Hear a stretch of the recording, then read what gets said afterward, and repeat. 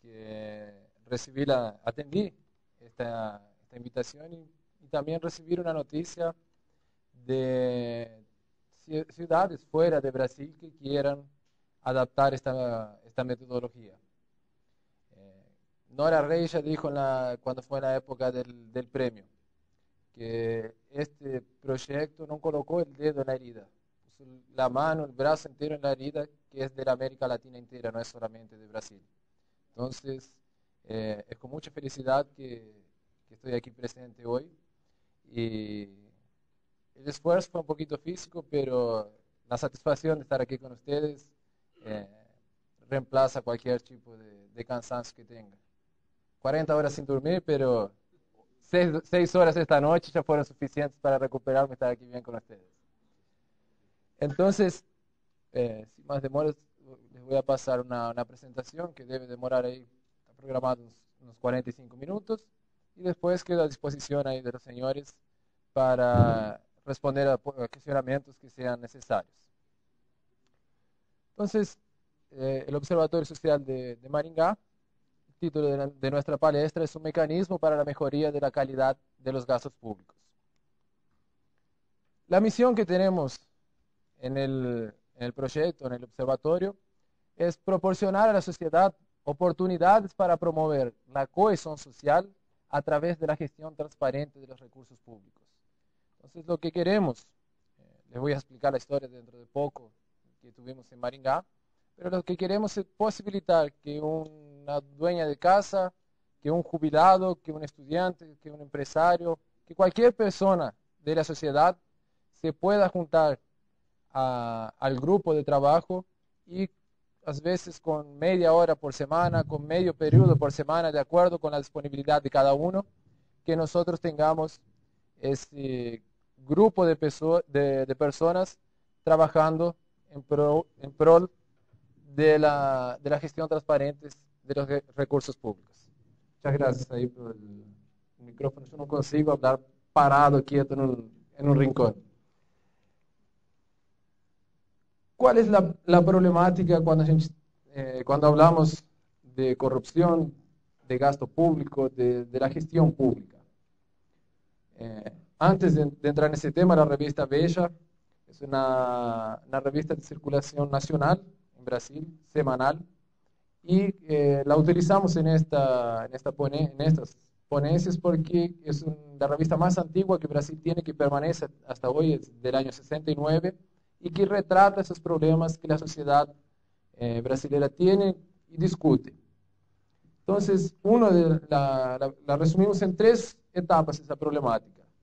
En Brasil tenemos una alta carga tributaria, tal vez de los 3 temas, el único punto que Brasil se diferencia un poquito dentro de lo que es América Latina.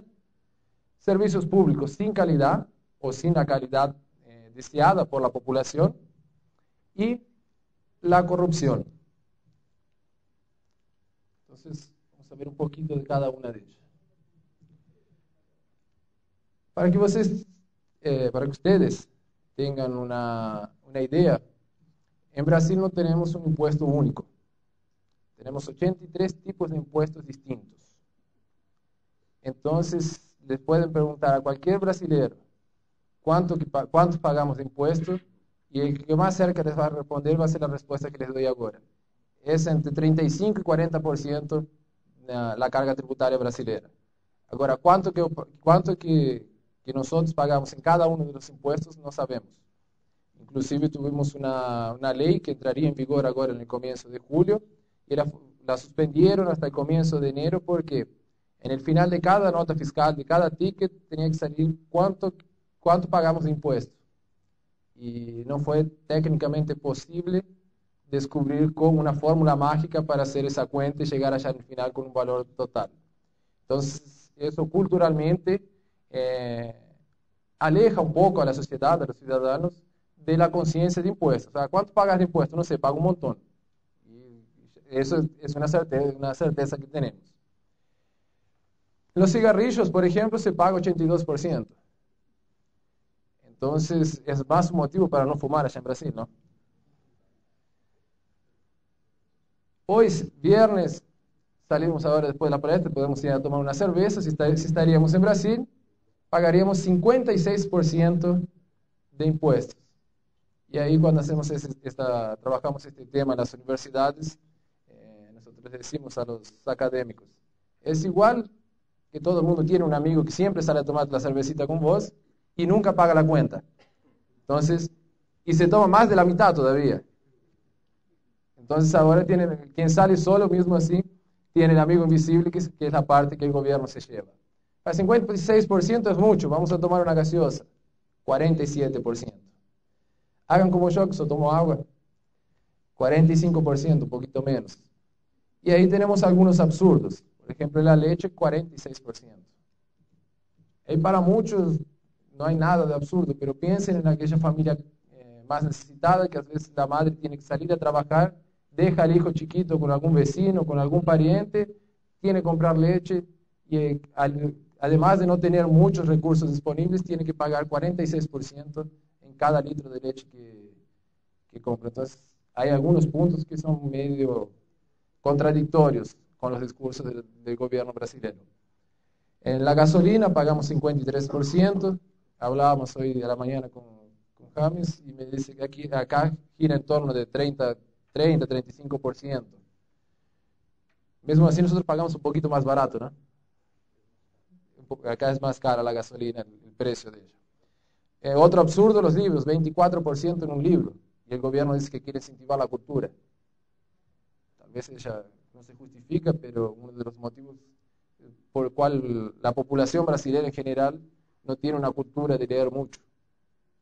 También no hay libros baratos. Y todavía 25% casi son impuestos. A veces el empresario brasileño se siente así. Un burro de carga que tiene que llevar el país para adelante, delante de tantos impuestos que se pagan. Y ahí vemos en el noticiero diariamente diferentes escándalos todos los días. Trabajar en la prensa en Brasil debe ser fácil, porque todos los días tenés algún escándalo para noticiar, entonces la pauta está siempre llena. Y ahí paramos y preguntamos, ¿para qué sirven los impuestos? Y yo les hago esa pregunta a ustedes. ¿Para qué sirven? Entonces, los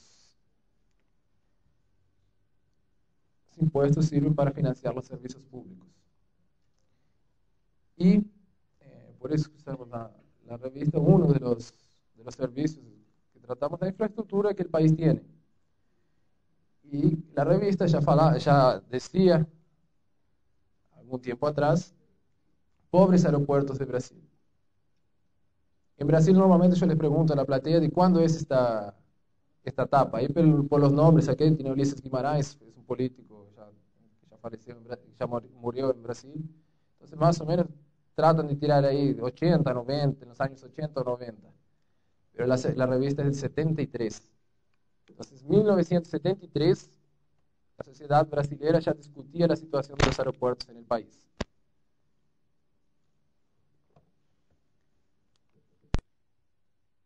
Si ellos copiaran la entrevista que está en esa revista y la publicasen hoy, la republicasen, vendería normalmente y quien la lee se cree que soy y queda revoltado de la misma forma. Algunas de las preguntas eran, ¿cuáles son las causas del caos aéreo del país? Los recursos de esa área son mal administrados. Los aeropuertos no tienen estructura para atender la actual demanda. Y yo les pregunto, ¿cuál era la demanda en el año 73? Entonces, si en el 73 ya no tenía estructura, imagínate hoy cómo está la situación. ¿Faltan recursos?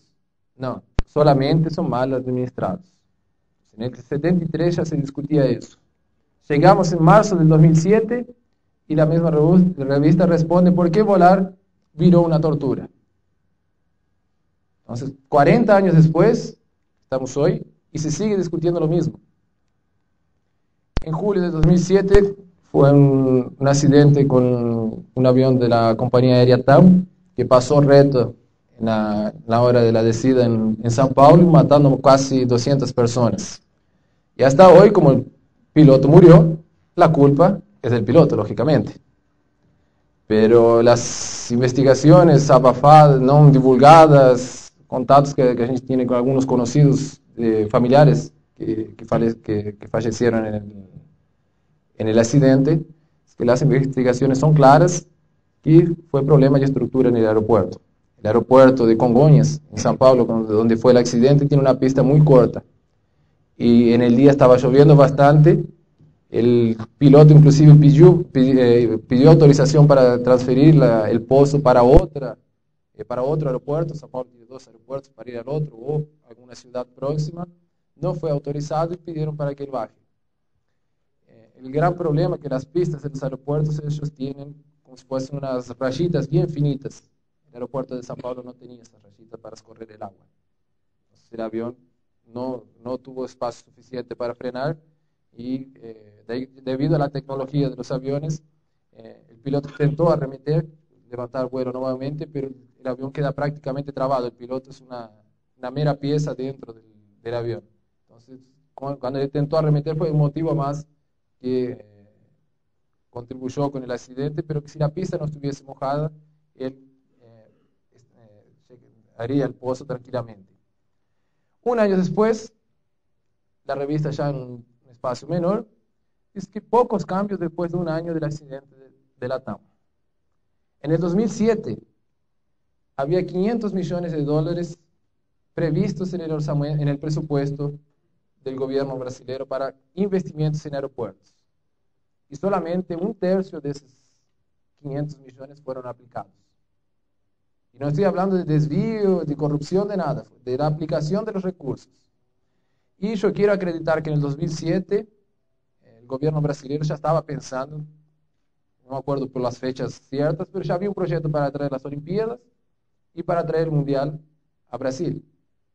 Entonces, ¿por qué no se aplicó ese recurso? Hay ciudades brasileñas que van a recibir partidos de la Copa del Mundo, que el aeropuerto es ridículo. Una estación de micros tiene más estructura de que el aeropuerto de Cuiabá. La ciudad no tiene tradición ninguna en fútbol, no tiene ni estadio, se está construyendo un estadio para recibir el Mundial. Un estadio que va a quedar parado, que nadie lo usa. Si hubieran juntado el promedio, todo el público que asistió a todos los partidos del campeonato regional, no llena el estadio. Entonces, ¿para qué hacer tanto gasto en un lugar con alguna cosa que no va a ser utilizada? Y en el 2007, yo me imagino que el gobierno ya estaba atrás de esos objetivos de traer esos recursos. Entonces, ¿por qué no hubo investimentos? Y el tiempo nos dio la respuesta.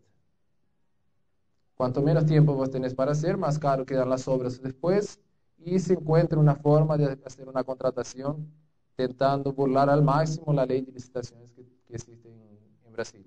Entonces es más fácil de contemplar a mis amigos para que ellos ejecuten esa obra.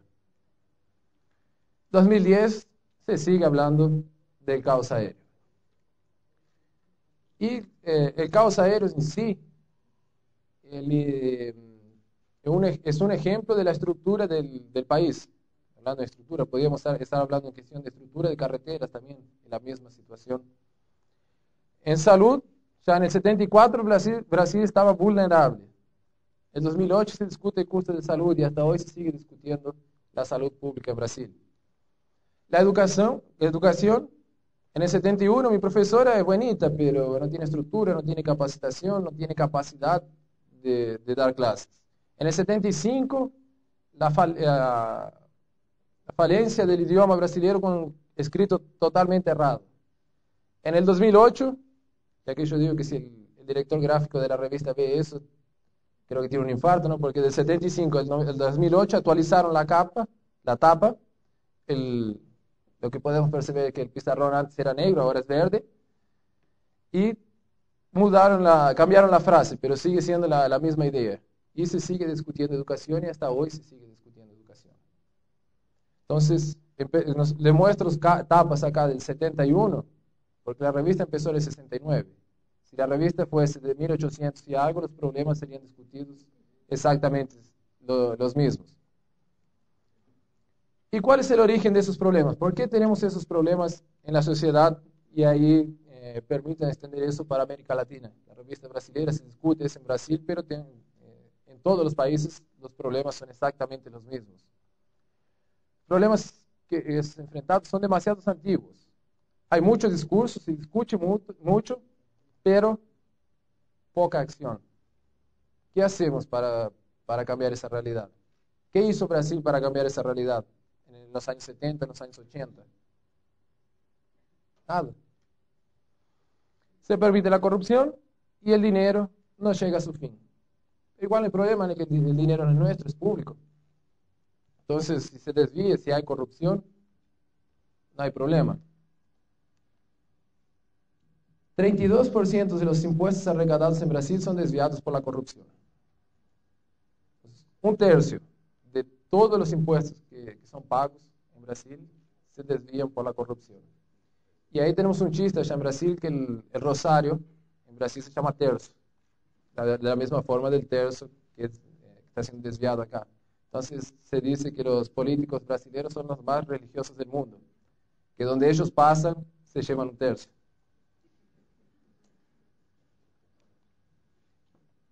La Transparencia Internacional hace un estudio midiendo la percepción de corrupción en cada uno de los países del mundo. Y queda claro, cuando vemos este mapa, que los países del primer mundo son países del primer mundo porque tienen una alta carga tributaria y un índice de corrupción bajísimo, como Suecia, Noruega, Finlandia, buena parte de Europa, Australia, Canadá, los Estados Unidos, los que están en amarillo ahí en el mapa. La gran mayoría de ellos, Japón también, son países desenvolvidos. En un segundo escalón entramos nosotros. Brasil, América Latina, sacando algunas excepciones, salvando en ese mapa Chile y Uruguay. Después el resto, estamos ahí, grande parte de Asia, alguna parte de África, que entramos. La carga tributaria alta, la excepción acaba siendo Brasil, que tiene una carga tributaria de país del primer mundo. Fuera de eso, una carga tributaria de media para alta y corrupción de media para alta también. Entonces, se recauda bastante, se roba bastante, pero todavía sobra ahí algunas migajas para atender a la población. Y el tercer escalón son los países del Oriente Medio y de África Central, que son aquellas escenas que vemos en las películas de chicos desnutridos, muchas veces muriendo de hambre, sin población, sin nada. La carga tributaria en esos países de África gira en torno del 10% del PIB, un poquito más que eso. El PIB ya es ridículo, ya es muy bajo. 10% todavía, ya mismo que fuera aquí, ya es una recaudación baja. Y la corrupción llega casi al nivel máximo que tenemos dentro de este estudio. Entonces se recauda muy poco y lo poco que se recauda se roba. No sobra absolutamente nada para atender a la sociedad. En esta tela yo llego a la conclusión que en el Mundial Brasil no pasó de los octavos de final.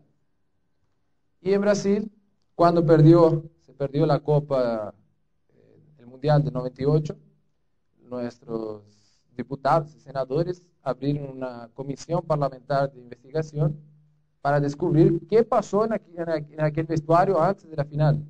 Que Ronaldo tuvo una convulsión, que si Nike interfirió para entregar el partido. ¿Qué pasó? ¿Quién fue culpable porque Brasil no fue campeón del mundo? En el 2006 perdió para Francia nuevamente y otra vez surgió otra comisión para investigar lo que pasó. Y es que perdió en las cuartas de final. Imaginen acá que nosotros quedamos en los octavos de final. Pero nadie dice nada. No se traza ese paralelo. Hay un otro video también que utilizan esas palestras, que no lo traje porque no está en portugués, entonces no tenía el efecto deseado. Pero en las últimas eliminatorias ahora, cuando Francia se clasifica para el Mundial, en el repechaje contra Irlanda, hace un gol en los últimos minutos y Henry tira el centro llevando la pelota con la mano. Él para la pelota, ya cuando se estaba yendo por la línea de fondo, él toca para el medio, Francia hace el gol y va para el Mundial. Entonces el noticiero esportivo, brasileño, deportivo, salió a hacer una materia con jugadores, técnicos y con la sociedad. Si en esa situación vos colocarías la mano y harías el gol. Entonces, lógicamente, Brasil es el país del fútbol, entonces la gran mayoría, ciudadanos o no, o deportistas, decían que sí. Y sí, lo haría. Uno u otro que dijo no, que es antiético, que no es moral, que no lo haría. Inclusive, Cuca, que fue el técnico ahora de campeón en la Libertadores, en la habla de él, la respuesta de él, dice, imagínate, solamente porque yo no, porque soy honesto, no voy a meter la mano y me quedo afuera del Mundial. Si tengo que meter la mano, meto y vamos.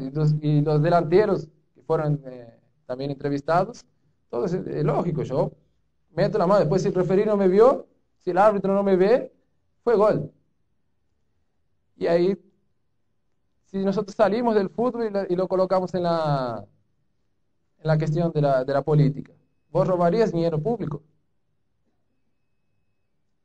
Y ahí trabajamos con las mismas respuestas.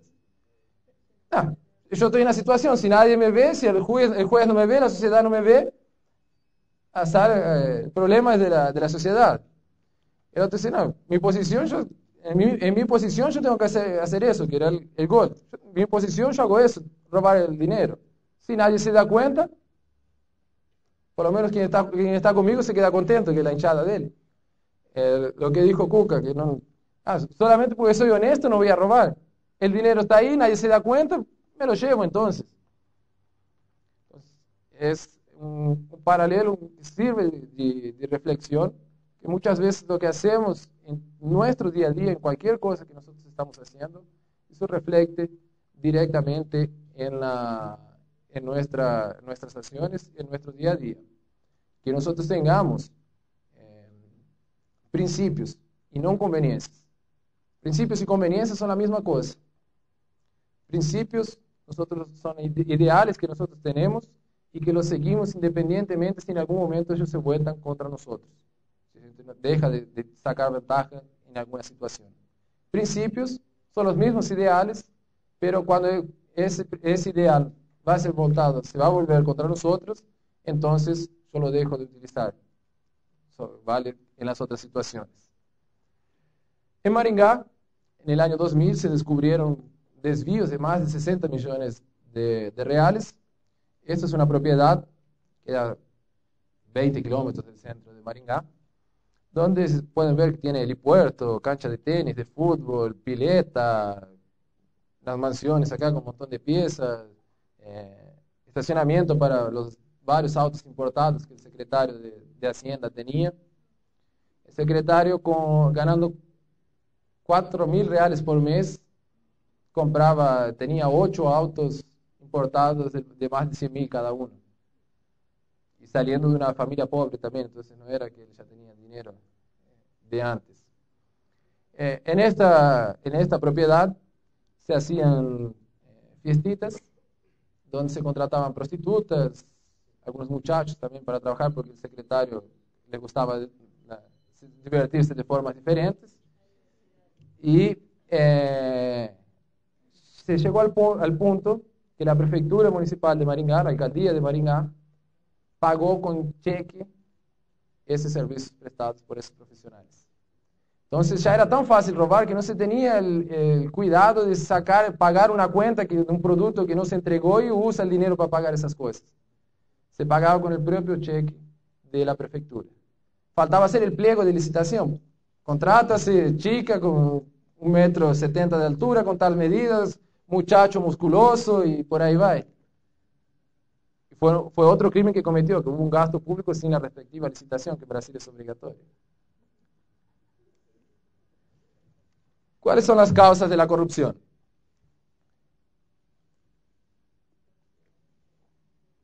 Primero, el analfabetismo de la sociedad cuando hablamos de ciudadanía fiscal. ¿Qué es ciudadanía fiscal? Esa conciencia de que nosotros pagamos impuestos y que esos impuestos se tienen que revertir en servicios públicos. Entonces, la grande mayoría de la sociedad no tiene ese conocimiento. En Maringá, cuando empezamos con ese trabajo, entrabas en mi clase ya de estudio universitario de ciencias contables. Entonces, contabilidad tiene a ver con empresas, tiene a ver con impuestos, prácticamente el día entero es emitir guía para pagar impuestos. En Brasil son varios, entonces los pagamentos son distintos. y entrabas a la clase y preguntaba, ¿quién acá paga impuestos? Y eran 2 o 3 de 40 que levantaban la mano. Y los otros, no, es mi papá que paga impuestos. Está bien, y vos no compras un chicle, vos no comes, no compras ropa, no salís a un boliche el final de semana. Todos pagamos impuestos. Entonces, hoy en día ya con un trabajo que he hecho, y ya voy a abrir un paréntesis acá para explicar eso, que si no después me olvido. Uno de los trabajos que hacemos, y que ustedes deberán tener como frente de trabajo implantando proyectos de estos, es trabajar con los chicos. Así como los proyectos de tránsito, nosotros hacemos trabajos, todos hacen trabajos con los chicos. ¿Quién hace cumplir las leyes de tránsito de forma más eficiente? Cuando vas a la escuela primaria, le explicas a los chicos que la luz roja en el semáforo tiene que parar. Pasaste el semáforo en rojo. ¿Tá? Entonces el padre, por vergüenza de los hijos, acaba cumpliendo lo que tiene que hacer. En este trabajo dio muchos resultados hacer eso también. Con chicos a partir de 8, 9 años, de acuerdo con su edad, formas distintas de trabajar eso, pero los primeros chicos, ya hace 10 años que estamos trabajando con eso, están llegando a la universidad. Y cuando hacemos esa misma pregunta en la universidad, hoy se puede ir a un curso del área de salud, de otra área que no tenga que ver tan directamente con los impuestos, y todos saben, o la gran mayoría sabe, que todo el mundo paga impuestos. Entonces, es uno de los puntos. ¿Cómo acabas con esto? Entonces, trabajas ya con la universidad, con grupos de personas mayores, pero el resultado más efectivo acaba siendo junto a los profesores y los chicos de la enseñanza básica. El segundo punto de las causas de la corrupción es el tamaño del Estado. El Estado que fala, el Estado, el gobierno. Y es un tamaño muy pequeño cuando hablamos de órganos de control. Para todo lo que se tiene que fiscalizar son pocos fiscales oficiales que tenemos en el gobierno, sea de la Contraloría, sea de otros órganos de control. Concejales, por el tamaño de las actividades que tenemos, son pocos. ¿Y cuántos serían necesarios para tener ese tamaño suficiente? Un número que es imposible de tener en la práctica. Prácticamente uno hace y el otro tiene que estar conferiendo ya al lado, viendo lo que el otro hace. Entonces no es viable tener eso. Pero es uno de los problemas de la corrupción. Con la sociedad actuando, disminuimos un poco ese déficit de fiscales. Si cada uno de nosotros, en nuestro tiempo libre, sea 1 hora por semana, es un fiscal, sumando la fuerza de todo mundo, de todos, nosotros disminuimos un poquito esta deficiencia del tamaño del Estado. El otro punto es el tiempo de actuación, el antes y el después. Los órganos de control, y por lo que me contaba hoy James, acá actúan por fuerza legal después que aconteció los pagamientos, que aconteció, que terminó, se encerró el contrato. Después que se encerró, se pueden descubrir todas las fraudes que ustedes quieran. Pero les garanto que el recurso no vuelve a las arcas públicas. La sociedad actúa antes o durante el gasto público. Entonces, salió un pliego de licitación, puede estar direccionado, pero si nosotros lo vemos antes de que se firme el contrato o durante que se firme el contrato, evitamos que el dinero salga del cofre público. Se evita que haya la corrupción. Y la cuestión de la eficiencia y la efectividad. En el caso de Maringá, el gobierno, el Estado fue 100% de eficiencia. Descubrió quiénes eran los culpados, de qué forma se desviaban los dineros, de las fiestas, de los pagamentos hechos cerrados. El secretario y el prefecto y el alcalde que estaban envolvidos fueron presos, tienen diversos procesos en la justicia. El secretario murió el año pasado, entonces ya no apareció muerto por un crimen pasional. Cuando apareció muerto en un baúl del carro, todo el mundo se creyó que era alguien que estaba queriendo silencio. Después se descubrió que no tenía nada que ver con los escándalos de la alcaldía. Pero todo el mundo fue 100% eficiente. La policía mismo lo fue a buscar en otro departamento, lo trajo de helicóptero, salió en el mayor noticiero de Brasil. Se llegó 100% eficiente. Y la efectividad de esos actos que tuvo el gobierno. El máximo que llega es 1,5%. Los desvíos fueron un poco más de 100 millones de reales y se recuperaron hasta hoy 1,5 millones. Entonces, lo que nos interesa, que es lo que déjame decir, a mí no me interesa que el alcalde va preso, que el gobernador está preso, que el secretario, que el agente público va preso. Lo que me interesa es que la salud sea un servicio de calidad, que la educación tenga calidad, que las carreteras no tengan buracos, que no tengan agujeros, que se pueda rodar de forma tranquila. Entonces, si después se descubre y se viene a punir, todo bien. Pero si no, lo importante es que no tengamos la corrupción. Entonces, ese es otro principio que nosotros tenemos que tener en mente. No tenemos que iniciar principalmente un proyecto de ese, no, porque ahora se acabó la fiesta acá, voy a mandar preso a todos los o concejales o alcaldes, lo que sea. Nosotros tenemos que tener ese trabajo que es para apoyar el trabajo de la alcaldía, para ayudar a la alcaldía a darle más condiciones que, por lo que fueron me presentando hasta ahora, nosotros estamos aquí, estoy enfrente de una platea bien selecta. Entonces, imaginen el conocimiento que ustedes tienen, un poquito de tiempo que dedican a eso, el alcalde tiene que verlo de una forma muy positiva, que él va a tener un equipo de trabajo junto, y no es cualquier gestor que tiene ese equipo a disposición. Entonces, por más que sea poco tiempo que ustedes se envuelven, pero el conjunto de ustedes acaba siendo un conjunto muy cualificado. Entonces, esa cualificación que ustedes tienen tiene que venir a sumar con la alcaldía, y es eso que el alcalde tiene que entender cuando ustedes comienzan un trabajo de este. Entonces, en el 2003, después de ese problema, donde lo que asustó mucho fue que eran personas que convivían diariamente con las lideranzas de la ciudad. Es lo mismo que uno de ustedes se torne alcalde y mañana se descubre que ustedes robaron más de 60 millones de dólares de la alcaldía. Todos los otros van a quedar sorpresos con una situación de esa y asustados también, porque era una persona que convive con ustedes en el día a día, una vez por semana, se ven, una vez por mes, están siempre conversando. Entonces, delante de esa situación, las lideranzas de Maringá, varias instituciones, y ahí es donde es muy importante los rotarianos, los leones, masonerías, las instituciones de enseño, órganos públicos de control, fuera la gente de la alcaldía que se va a trabajar en armonía, en parcería con ellos, el resto es bienvenido para hacer el trabajo dentro del observatorio. Cuanto más instituciones tenemos reunidas, más firme se torna el trabajo del observatorio, porque más personas son envolvidas y menos decisiones políticas o ataques serían realizados, porque vos tenés un debate mayor encima de cuál actitudes tomar en algunos casos. Entonces, primero, cuando se crió la institución, que era la SER Maringá, ¿qué vamos a hacer primero? Necesitamos que la sociedad haga alguna cosa, que salga a la calle, que se revuelte, que venga a comprar esa pelea con nosotros. Entonces hicimos concursos de redacciones, y ahí empezamos a trabajar con los chicos. Para el concurso de redacción, creamos una pieza de teatro.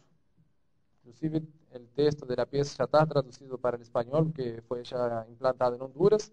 Si hay un grupo que tenga interés, podemos disponibilizar también ese material. Entonces se hizo esa pieza de teatro para enseñarle a los más chicos qué era el pagamento de impuestos, cómo que se trabaja la relación que tiene el impuesto con los servicios públicos, qué era la corrupción. Entonces, después de hecha esa capacitación con los alumnos, con todos los alumnos, son más de 20.000 alumnos del enseño municipal, se hizo con los profesores, hicimos un concurso de redacción, donde los chicos tenían que escribir sobre ciudadanía fiscal, que era lo que ellos habían emprendido. Una hoja, 30 líneas, y se premiaban a las mejores redacciones, donde los profesores elegían las 3 mejores de cada sala. De ahí se iban disminuyendo, profesores de la universidad ayudaron en la corrección y se llegaban a las redacciones premiadas. Ya estamos este año ya viene la 10ª edición del concurso, y la mayoría de los chicos que están escribiendo hoy, yo creo que escribe mucho mejor de de que muchos de mis compañeros que estudiaron juntos, inclusive de lo que yo podría estar escribiendo, porque tienen ese incentivo en el día a día. Concursos de monografías, son los trabajos de conclusión de cursos ya a nivel universitario, que se hagan estudios que sean aprovechados, que puedan ser aprovechados por la alcaldía, que puede haber de mejoras. Entonces, en el área de salud, ¿qué se puede mejorar? En la área de abogacía, en la área contable. Entonces, se premiaban esos trabajos. Concursos de frases o de carteles también con frases simples, como por ejemplo, diga gracias. Y ahí a los finales de semana, cada 3, 4 meses, se juntaba un grupo de voluntarios y parábamos en un semáforo en el centro de la ciudad y pegando eso en los autos, aparte de la campaña, para divulgar a la institución. Entonces hoy, cuando a veces queda 3, 4, 5 meses sin hacer, ya empiezan a llamar por teléfono, y de ahí tienen más adhesivos, donde podemos, la mayoría de los carros de los autos en Maringá, andan ya cada uno con los adhesivos de las frases. Concursos también de cortometrajes, películas de hasta 1 minuto tratando esa temática, campaña durante las elecciones, qué puede hacer un candidato, qué no puede hacer un candidato, para que la población tenga esa conciencia. Seminarios o congresos con los candidatos, donde les explicamos cuál es el papel de un alcalde, cuál es el papel de un concejal, y las principales leyes, por lo menos para que tengan una noción, que muchos se candidatan y no saben lo que es eso. Y después de un tiempo, pasaron ahí de 2003, llegamos al 2005, 2006, y descubrimos que había mucha gente que quería ayudar de cierta forma, pero no tenía cómo ayudar. Yo quería acompañar el gasto público de la prefectura, pero ¿cómo? ¿Qué hago? ¿Cómo? Entonces, teníamos mucho esa pregunta. Ahí nos juntamos con algunos profesores de las universidades, con otros profesionales, con abogados, contadores, y empezamos a discutir qué podíamos hacer. Empezaron, entonces vamos a acompañar el gasto público, vamos a la Cámara de Concejales, vamos a pegar a salud, porque tienen un presupuesto mayor, vamos a educación. De ahí no sabíamos qué hacíamos. Y decidimos que en un primer momento, todos los voluntarios juntos estudiaríamos el área de salud, y después iríamos desmembrando ese grupo para otras áreas. Cuando llegamos al sector de salud, a las compras que la Secretaría de Salud hacía, descubrimos que las compras eran las mismas para todas las secretarías. Entonces, ¿por qué vamos a centralizar en una única secretaría si podemos actuar en todas? Las licitaciones acaban siendo transversales a todas esas áreas. Entonces, dejamos de lado lo que sería por áreas, y ahí que empezamos a actuar en el acompañamiento de las licitaciones. Los objetivos específicos también son bien simples. Orientar a la sociedad sobre la importancia social y económica de los tributos. Los tributos son una cosa buena, que necesitamos de ellos. Continúa siendo con ese trabajo que iniciamos en el 2003. Informar a la comunidad sobre la composición de la carga tributaria. En Brasil se acaba siendo necesario. Acá ustedes, de cierta forma, se salvan de ese segundo objetivo. Y tercero, crear instrumentos de control de las aplicaciones de los recursos públicos actuando en tiempo real, que es la actuación del propio observatorio en el acompañamiento. Entonces, cuando muchos miran los objetivos así, esto es el observatorio. A veces se crea una expectativa grande en relación al trabajo, y nosotros podemos decir que es relativamente simple. No hay mucho secreto. El secreto mayor está en el conocimiento técnico del acompañamiento de las licitaciones, pero tampoco es nada así de un conocimiento tan grande. Una de las mayores economías que encontramos, les voy a mostrar el ejemplo de los cepillos de dientes en un ratito, quien lo descubrió fue una dueña de casa. Vimos el pacote, el embalaje de los cepillos de dientes, estaban todos cortados, les voy a mostrar la foto, y nos llamó la atención eso. Y quien descubrió, que sabía que en esa parte estaba el precio sugerido del fabricante, era una dueña de casa, y fue una de las mayores economías que tuvimos en toda la historia del observatorio. Entonces, inclusive esa mujer, gusta siempre de decir eso en las ponencias, porque ella llegó, quería ser voluntaria, pero por lo menos para limpiar la sala. Pasó trapo en las mesas, pasar, limpiar la sala, tal. Y nosotros le dijimos en la oficina, pero la señora se compra todos los días, ¿sí? Gente, era un computador esa mujer. Lo que agarramos el pliego y teníamos que saber el precio de un paquete de arroz. Le preguntabas a ella, ya te decía por marca, todavía 3, 4 precios. Le preguntaba de fideo, de lo que vos le preguntabas tenía precio de todo.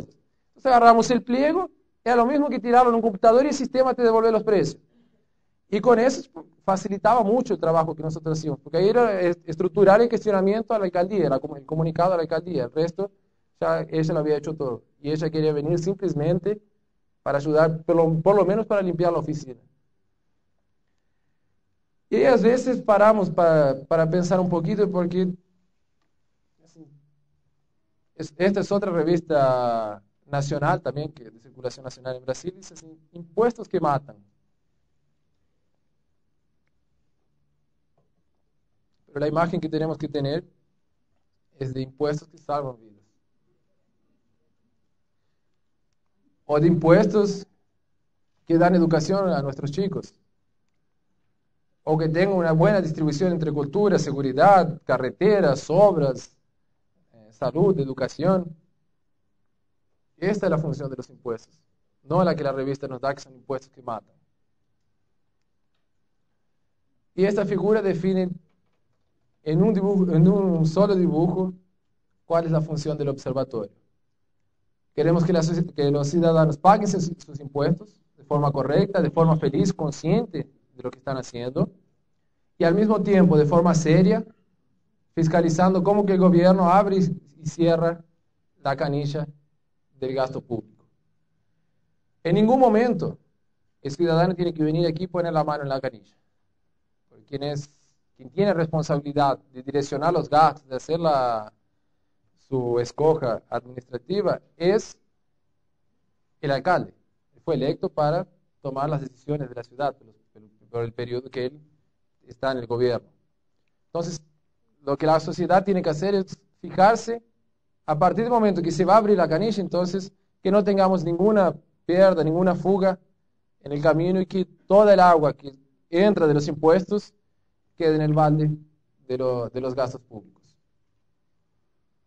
Estas caricaturas son hechas por Vanegas, fueron hechas en Honduras, en un trabajo que estuvimos replicando, ese trabajo de educación fiscal apenas, ¿no? De la fiscalización con Honduras. Por eso que les dije que la pieza de teatro también ya está traducida y lista para que ustedes la puedan aprovechar acá también. La filosofía del trabajo. No podemos tener ningún vínculo político partidario, porque si yo soy vinculado al partido A y el partido A está en el gobierno, ¿qué va a servir para algo mi trabajo? ¿Qué credibilidad voy a tener? Se va a decir que yo no encuentro nada porque yo soy del mismo partido del gobierno. Si yo soy de la oposición, el alcalde no va a dejar ni que yo llegue perto de los documentos, porque va a creer que es oposición, que están queriendo sacarlo al alcalde de su puesto. Entonces, tenemos que tener esa exención político-partidaria. Segundo, que el observatorio no tiene dueño.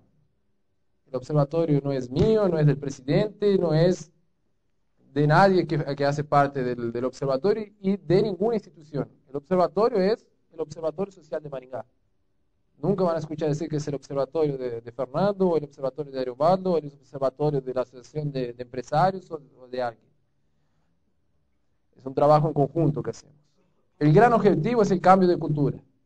Entonces, como dije antes, yo no quiero saber quién está culpado, quién es el culpable de la situación. Yo quiero saber que no haya más corrupción. Entonces, para eso tenemos que buscar este cambio de cultura en la sociedad, ese cambio de cultura en los propios servidores, trabajadores de la alcaldía, para que a partir de ese cambio nosotros podamos tener una eficiencia mejor en el gasto público.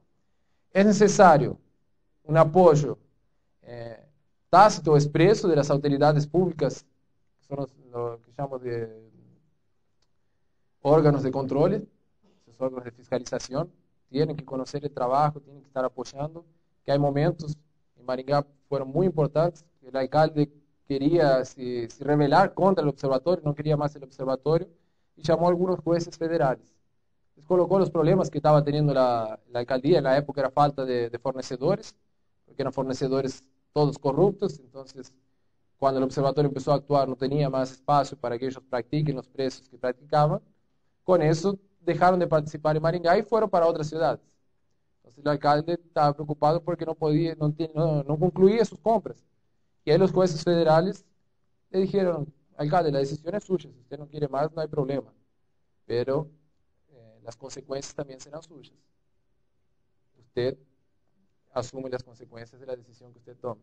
Nosotros apoyamos, conocemos el trabajo del observatorio y somos totalmente favorables a eso. Por eso usted no quiere, si concuerda, es mejor, pero si no concuerda, también no tiene obligación ninguna de concordar. Y tenemos que tener una participación efectiva de la prensa también, solo que sin sensacionalismo. La participación de los trabajos que son realizados por el observatorio, que haya una divulgación para que más personas puedan hacer parte de eso, para que el observatorio pueda ser llevado a más ciudad dentro del país. Entonces, es muy importante esta participación. El gasto público, nosotros lo dividimos en 4 partes. El personal que trabaja dentro de la alcaldía, la deuda pública, hay contratos ya que tienen que ser pagos, entonces no tenemos, ya es obligatorio pagar esos pagamientos. El costeo de lo que ya existe en la máquina pública y las inversiones que son realizadas. En Brasil es obligatorio, acá es prácticamente lo mismo, tanto el costeo cuanto las inversiones tienen que pasar por un proceso licitatorio, por un proceso de compra regulamentado por alguna ley. ¿Cómo tiene que pasar? Por un proceso de compras, es lo que decimos que tiene que pasar por licitación. Entonces, cuando nosotros miramos la licitación, estamos acompañando en tiempo real todas las compras de material de costeo y todas las inversiones que el municipio hace. Entonces, ahí no filtramos por una única área, ya actuamos en la alcaldía como un todo. Y eso lo hacemos en 3 etapas. La primera fase, que es el análisis y la divulgación de los pliegos. ¿Por qué es importante esa divulgación? Si vos tenés una empresa sola participando del proceso de compras, es más fácil tener corrupción.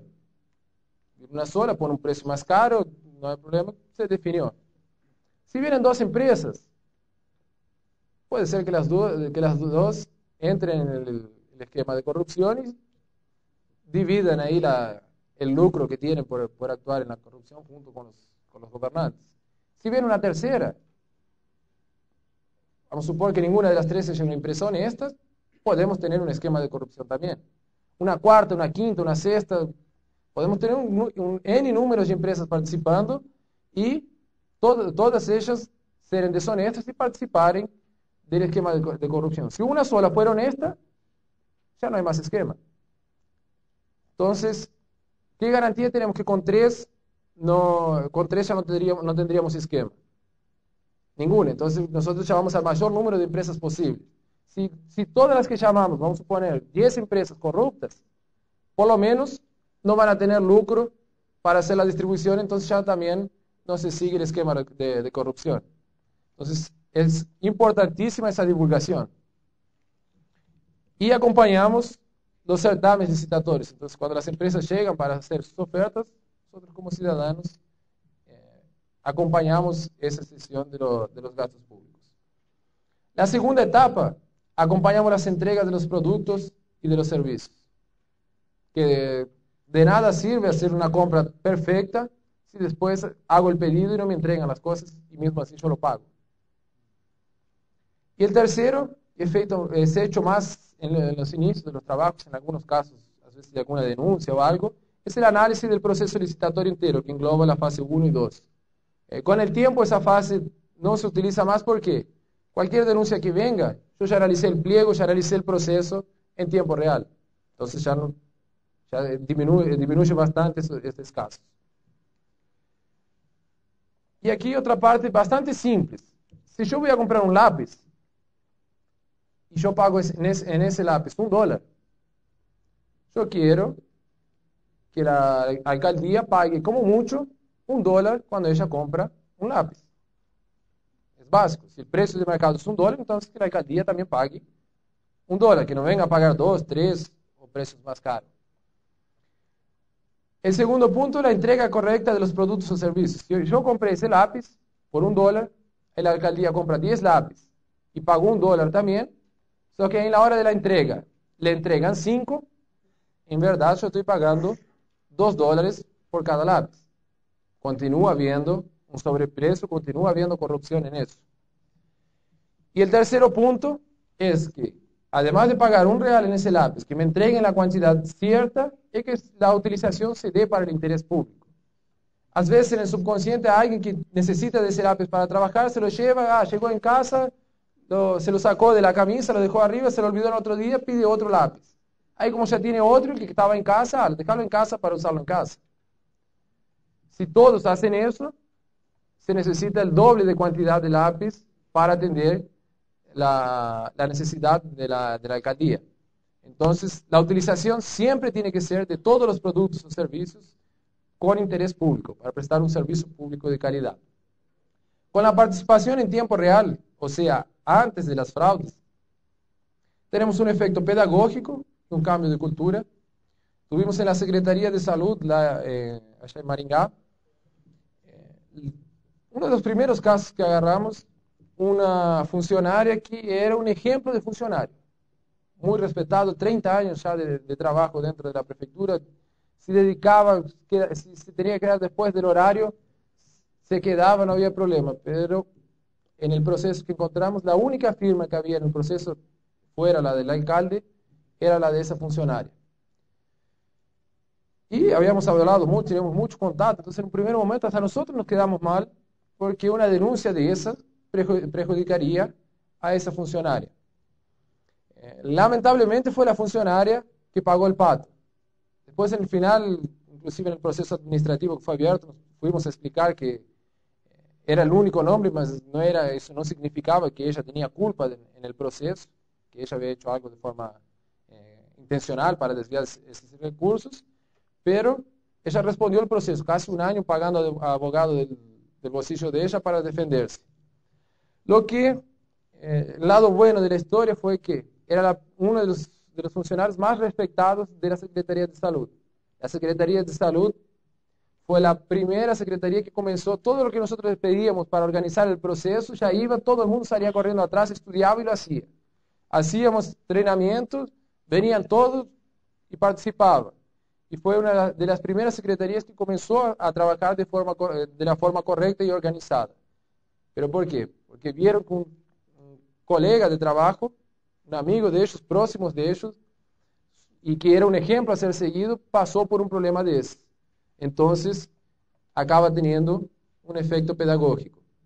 Y fuera de eso, tiene un aumento de la sensación de riesgo. Hoy en día, quien entra en un esquema de corrupción sabe que los órganos de control van a venir a fiscalizar dentro de un año o dos, y todavía yo puedo responder algo, o puede ser que el documento que ellos están pidiendo desapareció y no está ya dentro del proceso, y mismo que me incriminen, no van a tener pruebas suficientes. Entonces, es un riesgo muy pequeño que yo tengo de ser preso por un esquema de corrupción. Ahora, cuando la sociedad está actuando y todos los días un grupo llega a la alcaldía y pide algún documento, pide alguna información, el riesgo de que agarre mi esquema es más grande. Entonces, quien está malintencionado va a pensar 2 veces antes de participar de una situación de esa.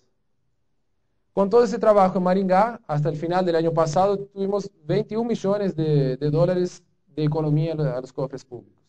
Esos 21 millones fueron gastos, algunos inclusive que estaban con el cheque asignado y que estaban saliendo ya de forma irregular del caja de la prefectura. Sumado a eso, además de eso, tenemos el efecto dominó y el cambio de cultura. Si nosotros no hubiéramos actuado, hoy seguiría habiendo los esquemas. Entonces, ¿cuál sería el tamaño de ese desvío que habría en la prefectura? En el primer año descubrimos solamente 9 millones de reales. Ya hace del 2006 para acá, ya hace 7 años, entonces teníamos ahí, esos 9 millones continuarían desapareciendo de la prefectura todos los años, y ya no desaparecen más. Este es el caso de los cepillos de dientes. Vean que esta parte en amarilla que está aquí chiquita en la foto, en esta escoba está cortada. Y este era el precio sugerido del fabricante. Era $1.17. La prefectura pagó $2.52. En la compra siguiente, pagó 18 centavos. Y el servicio público fue prestado de la misma forma. 92% de reducción. La marca era distinta, pero era una escoba, un cepillo de dientes normal, igual que el otro, que atendía a los chicos en las escuelas. Entonces, no había necesidad de gastar este valor. Este es un caso así bien extraño, porque la prefectura fue a comprar esparadrapo de la misma marca, con la misma empresa fornecedora, la misma cantidad. Un año pagó casi $4, en el otro año pagó menos de $1. Entonces, es un caso que me gustaría estudiarlo, inclusive de forma académica, para ver cómo que una empresa consigue administrativamente una reducción de costos de más de 76%. Y junto con este proceso, la prefectura no tenía dinero suficiente para comprar shampoo para darle baño a los chicos más chiquitos en el jardín infante, en las escuelas. Solo que solamente el dinero había en verdad, solo que estaba siendo desviado. Entonces, se podría comprar el champú, y tanto es que en los otros años se compró el champú y muchas otras cosas, que la educación en Maringá, de cierta forma, es una de las que está más estructurada a nivel del país. En Brasil es obligatorio que el 25% de la recaudación del municipio sea aplicado en educación. Maringá es de los pocos municipios que ya reformó todas las escuelas, está comprando computadores para prácticamente todas las salas. Algunas escuelas que por estructura son más calientes tienen aire acondicionado. Vos entras en las escuelas públicas de Maringá y parecen escuelas de la iniciativa privada. ¿Por qué? Porque empezó a sobrar dinero y es obligatorio el gasto. Entonces, el alcalde tenía que gastar ese dinero dentro de la educación y nosotros estábamos mirando de qué forma estaba haciendo gasto ese dinero. En medicamentos, medicinas, considerando las mismas cantidades, en 64 medicamentos, de un año para el otro, hubo una economía de $655,000. Se compró la misma cantidad que se compraba, los mismos productos. Se pagaba 800 millones, se pagó 153. En el gráfico, ¿cuánto se pagaba antes y cuánto se paga ahora? Un antiinflamatorio, por ejemplo, que la prefectura pagaba 3,60, paga menos de 5 centavos por cada comprimido. Entonces, son algunos absurdos que había, y ahí faltaban medicamentos hasta para controles de la presión, que es un medicamento básico que tienen que tener para distribuir a la población. Entonces, con una acción simple, muchas veces, en algunos casos, hasta se consiguió una reducción del simple fato de sentarnos junto con las empresas, a acompañar el pliegue, la disputa entre ellos. En algunos casos, ves que se empezaban así, cuando uno tenía que parar de bajar el precio, con señales de pegan la lapicera y se pegan en el dedo, se patean abajo de la mesa.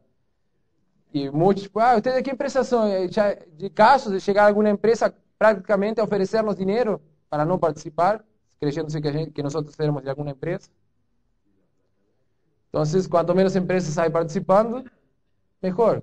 Y si vos llegás para participar de una licitación y te dan $1,000 para no hacer nada, para irte, bueno, mejor agarrar 1,000 que perder después de la licitación. Agarrar 1,000 sin trabajar. Y acontece, pasa y pasa mucho eso. Los almacenes de los medicamentos. Estos eran medicamentos vencidos, recibidos ya prácticamente vencidos, en menos de un mes vencieron, no se pueden utilizar. En la ventana entrando sol, el aire acondicionado, que esos tienen que estar refrigerados, no funcionaba porque si lo prendían se caía la energía en el edificio todo de la Secretaría de Salud. Cuando empezamos a hacer esos gestionamientos, arreglaron el problema del aire acondicionado, organizaron mejor los medicamentos. Esto es el almacén de la Secretaría de Educación. Cuando llegamos, hubo gente que no quería ni entrar del olor que había, así fuerte, de productos químicos ya caídos, estorados, se rompían las embalajes, desperdicio de dinero. Y las fotos están oscuras no porque fueron mal tiradas, están como de lo que se podía ver inclusive con el flash, porque era un galpón totalmente cerrado, sin ventilación y todo oscuro. Entonces, mismo con las luces que tenía prendidas, lo más claro que se llegaba era esto. ¿Qué motivación tiene un funcionario para trabajar en un lugar de ese? Entonces, con una actitud simple, se trocaron algunas de las chapas del techo, ya entró luz solar lá dentro. Estaba para ser renovado el contrato de alquiler, se exigió que el dueño coloque algunas ventanas mayores para que tenga una circulación de aire. Parecía ya otro ambiente. Y se organizó, por lo menos un poco más el lugar. Acá descubrimos que la prefectura pagaba un software de control de las mercaderías, lo que no era utilizado porque en el lugar aquí no tenía ni internet ni computador. Menos mal que no tenía internet, ¿no? Porque le faltaba nomás la internet en el lugar. En este de los medicamentos, no me acuerdo si fue el Tribunal de Cuentas, quién fue, alguien elogió el sistema de control de las mercaderías. Y ahí el presidente del observatorio en la época tiene una distribuidora grande, y él siempre dice que la única certeza que tiene, la única afirmación que tiene todos los días en el trabajo, es que todos los días él es robado por algún funcionario, sea una unidad u otra. Si él contó hoy, mañana va a contar de vuelta, ya el físico no está de acuerdo con lo que está informado en el sistema. Y acá decían que era todo una maravilla. Ahí nosotros fuimos a conocer este milagro que pasaba allá en la prefectura, en la alcaldía. Y llegamos, no, funciona, no, tranquilo, queremos ver cómo funciona. Elegí 2 medicamentos ahí, andá, yo te muestro dónde están, ustedes lo cuentan, y después me dicen la cantidad y nosotros miramos acá en la ficha cuánto tiene. Vamos a ver si es verdad. Fuimos, contamos uno, tenía 100 y poquito, marcamos en un papel y fuimos a contar el otro, 10.741 era la cantidad que tenía. Ahí, bueno, volvimos al administrativo y le preguntamos, ¿cuánto tenías de tal medicamento? 100 y poco. Y el otro, 10.741. Parabéns, está muy bien, está todo. ¿Cómo hacen esto? Y ahí ya el presidente, achando que se creía que ya no iba a ser más robado porque encontró la fórmula mágica. No, nosotros hacemos lo mismo que hicieron ustedes. Pero si da diferencia en la ficha, nosotros la cenamos a lápiz. Entonces venimos, borramos el consumo, aumentamos el consumo, y ahí lo que sobra, el final va a ser siempre lo mismo. Que ustedes tuvieron suerte que agarraron dos medicamentos que nos contamos la semana pasada. Ese era el milagro que teníamos. Entonces no sabíamos cuál era el consumo. Y este es el almacén central hoy. No es más uno por sector, y sí todo centralizado. Entonces, para tener corredores específicos, todo informatizado, el control, la distribución, corredores específicos para productos de limpieza, para géneros alimenticios, para materiales de expediente. La salida de productos es por una puerta, el recibimiento es hecho por otra, más para acá un sector administrativo que coordena esos trabajos, no tiene contacto con los fornecedores. Entonces la persona que recibe los productos no sabe qué cantidad está recibiendo, tiene que llenar un papel, y quien hace el cruzamiento de esas informaciones es el administrativo. Entonces, ustedes deben creer que el problema de los almacenes en Maringá está solucionado. Y la verdad que no está. Nosotros tenemos ahora la posibilidad de descubrir cuál es el tamaño del desvío en los productos que acontecen dentro del almacén. Hace 2 años más o menos que se inauguró esta estructura, y 3 meses después de que llegó, fueron llevando todos los materiales, instaló, 3 meses después hicimos una conferencia. 500.000 reales desviados, perdidos dentro del almacén. La noticia buena es que sabemos cuánto se pierde. Antes no sabíamos eso. La mala es que se perdieron 500.000. Pero ahí empezamos a ver por qué se perdían 500.000. Buena parte era por productos de baja calidad. Entonces vos colocabas dentro de la forma que el fabricante pedía, pero mismo así las cajas no aguantaban y se rompían, y con eso había un desperdicio de material.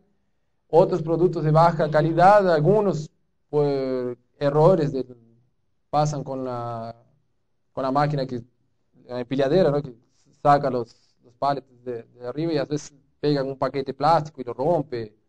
Accidentes que pasan. Entonces, muchos de esos estaban en un rincón del almacén separado, y algunos errores por fallas, a veces de lanzamientos o por robo mesmo, pero ahí no tenemos todavía afirmación de eso. Pero por lo menos se sabe el valor que tenemos. Cada vez que se hace un control, no sé cuál es el valor exacto hoy, pero ese valor de 500.000 ya fue reducido para menos de 100. Entonces, se van descubriendo dónde están los errores, cuál funcionario está errando más o menos, se da un entrenamiento nuevo, se va aperfeccionando el sistema. Por el tiempo que hace que está implantado, los resultados acabaron siendo favorables y por lo menos tenemos ese control hoy, ¿no? Cuando participamos del premio de la CEPAL de Innovación Social, la idea que defendimos fue esta de aquí. La sociedad tiene que acompañar los gastos públicos para que el gobierno ejecute su función de Estado, posibilitando que los ciudadanos tengan asegurados sus derechos constitucionales de seguridad, salud y educación. Entonces nosotros en ningún momento queremos sustituir el gobierno. No queremos sustituir el alcalde, entrar en el lugar de él, sentarnos en la silla de él, nada de eso. Nosotros queremos que el gobierno haga su trabajo. Nosotros, de una forma fría, analizando, yo ya pago mis impuestos, ¿por qué que tengo que hacer una sopa comunitaria, a veces, para atender a alguna población que necesita? ¿O por qué tenemos que hacer campañas de donación de ropa porque algunas familias precisan? Yo ya pago mis impuestos, ya cumplo con mi obligación, entonces que el gobierno haga la parte de él también. Y fríamente es eso que hacemos, pero como sabemos que no es tan fácil así, nosotros arregazamos las mangas y colocamos la mano en la masa también para ayudar al gobierno, ayudar al alcalde a que no tenga desvíos dentro de la alcaldía. Nosotros ganamos el premio en el ciclo 2008-2009 y hoy tenemos 62 observatorios ya en 11 provincias, 11 estados, departamentos distintos en Brasil. Maringá es en este puntito lejos acá, en el sur ya de Brasil. Yo veo el mapa sin tan lejos que me pongo a llorar que me acuerdo del día de ayer. Pero son las ciudades que ya están trabajando con el observatorio, por lo menos hasta el mes pasado, que todos los días acaban surgiendo nuevos observatorios. Y como mensajes, me gusta mucho esta frase y les quiero dejar para ustedes que no es necesario pasar a la historia para hacer un mundo mejor. Si cada uno de nosotros hace su parte, y no es solamente reclamar, nosotros le decimos a los chicos, si cada uno organiza su placar, su guardarropa, y coloca las cosas en el lugar, después de eso le empieza por la pieza, de ahí el padre y la madre van a ver que necesita dejar el comedor, el living también arreglado, y cuando ves tu casa está bonita por dentro, de ahí vas para el jardín también, ahí el vecino va a falar, no, si mi vecino tiene, yo también quiero, y cuando ves la cuadra entera, ya está así, cuando nos damos cuenta, tenemos una ciudad mejor, y empieza con una simple actitud muchas veces de arreglar un guardarropa o una mochila o las bolsas de las carteras de las mujeres, ¿no? Que hay de todo en eso. No le van a contar a mi mujer después que dije eso porque me mata, no me deja volver para Maringá. Estoy a disposición ahí para las preguntas que sean necesarias. Muchas gracias y les dejo mis contactos también.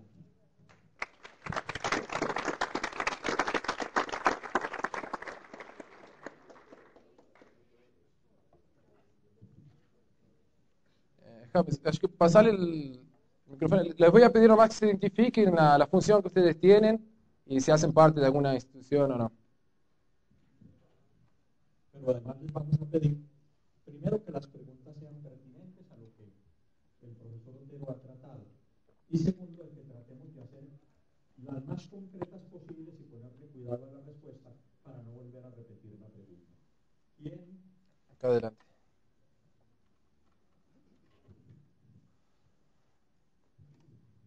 Buenas tardes, Carlos Marín de Medio Lizarán, de la región. Dos cosas, de pronto para contextualizar un poco estos logros. Usted nos podría decir qué población tiene Maringá, de pronto cómo el volumen de recaudo que se maneja para contextualizar frente a lo que usted nos presentó. Y la pregunta sería concreta, ¿cómo se financia el observatorio para conservar la imparcialidad y la, digamos, su independencia para lograr estos cometidos? Gracias por la... Gracias. ¿Está aprendido? No. Vamos con este por enquanto. Gracias por la pregunta también. Maringá tiene 350.000 habitantes. El presupuesto municipal ya pasó de 800 millones de reales, que va a dar ahí cerca de 350.000 dólares, un poquito más que eso.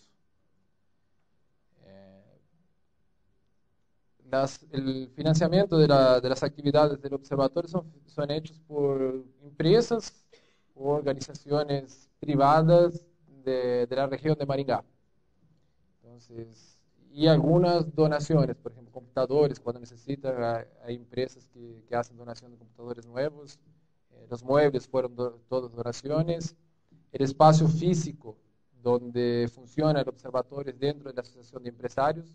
Entonces no hay gasto con alquiler, con iluminación, con luz, gasto con teléfonos, la tarifa mínima que la compañía nos cobra y nos da un servicio mucho mayor de lo que es contratado.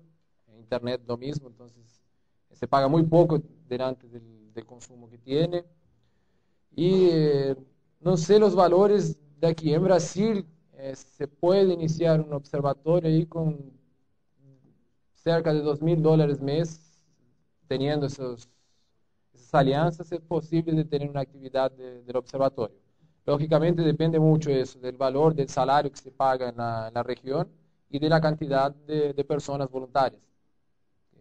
El observatorio depende de sus actividades de voluntarios. Si no tiene sus voluntarios, ahí tenía que contratar, de ahí, en mi punto de vista, se torna inviable también. Entonces tuvimos un caso de una empresa de auditoría que en una de los estados de Brasil se llama un choque de gestión y trajo bastantes innovaciones para el área pública. Y ellos estuvieron en Maringá ofertando el servicio a la alcaldía y sería financiado por las empresas de la ciudad. Ellos querían $1,5 millones de dólares en la época, de reales, y con eso ellos garantían que darían un retorno de 8 veces el valor invertido. Eso fue en la primera reunión. Ahí vieron la presentación del observatorio, otras medidas que la alcaldía había tomado ya en el clima ya del observatorio, ciertas reducciones de costos. Ahí ellos pidieron para rever, pidieron otros documentos y ya garantían no 8, sino 4 veces el valor invertido. Ahí nos llamó la atención esa cuenta y fuimos a ver cuál era el retorno del observatorio. Ahí primero nos dio vergüenza, principalmente a los funcionarios, el valor gasto con el observatorio, porque era mínimo, entonces nuestro salario por consecuencia era mínimo también. Y por otro lado quedamos bastante felices que fue 64 veces el valor que se había invertido en el observatorio que se consiguió de reducción. Entonces es un valor relativamente bajo y que acabó teniendo su retorno. Yo creo que 64 también fue el momento por el hecho de ser el primero, entonces favoreció. Pero la mayoría de los observatorios tienen un retorno de por lo menos 30 veces el valor que se invierte en el observatorio. Sí.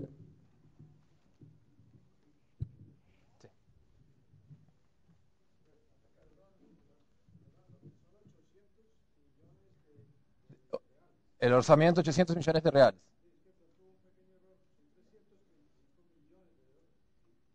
Sí, no, eso que te dije, 350 millones de dólares aproximadamente.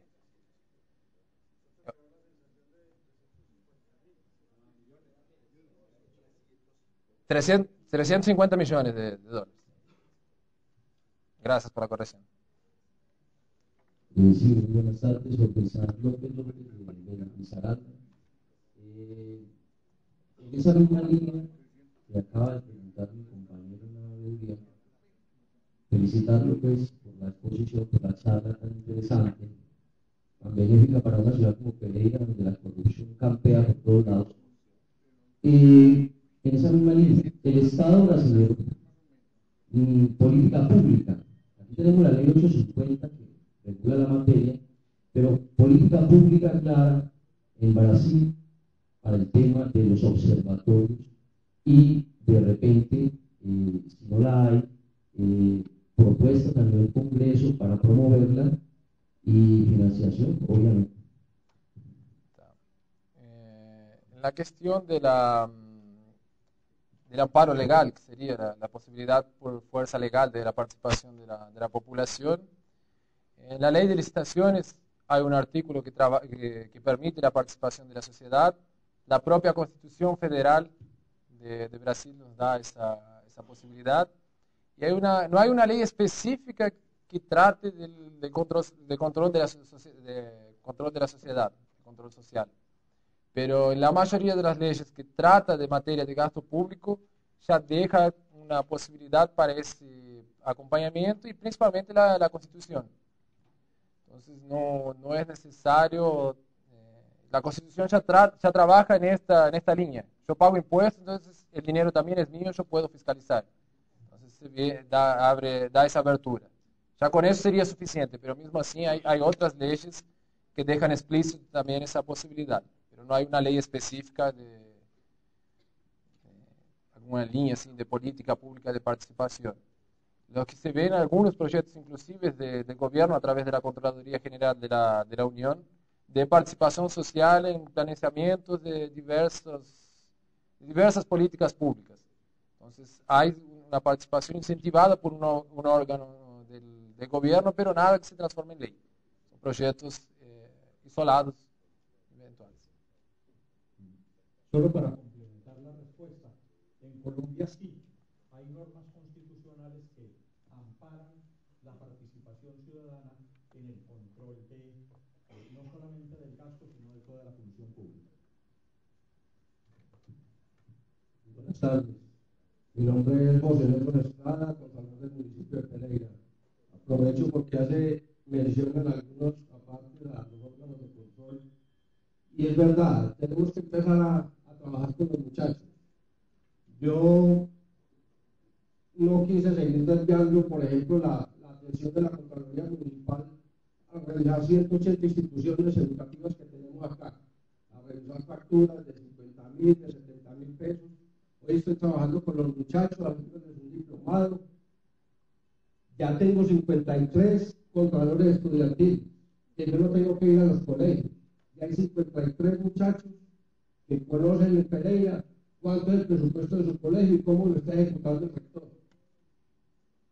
Igualmente, cuando usted mostraba las diapositivas del almacén, aquí tenemos funcionando los restaurantes escolares de la ciudad. Cogimos unos muchachos para que prestan su servicio social, les estamos haciendo un diplomado en asocio con la ESAP.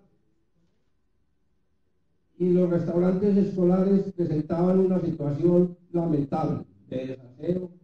Cogimos de contratista a esos muchachos, los llevaron, les mostraron cómo elaboraban los alimentos, y ahí que vieran el resultado como están presentando en estos momentos los restaurantes.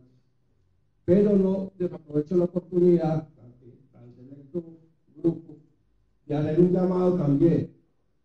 Aquí nos tenemos que unir todos. Esta Contraloría ha dado unas muestras de estar haciendo bien su trabajo y la siento que la dejan sola. He denunciado la venta de la empresa de energía, la capitalización, donde he dicho yo que le dieron el mayor sedante a los dirigentes de esta ciudad, porque nadie dijo nada. Ahí salgo yo a mostrarles que el objetivo era dejar los dineros dentro de la empresa de energía, que no saliera ese dinero para el municipio.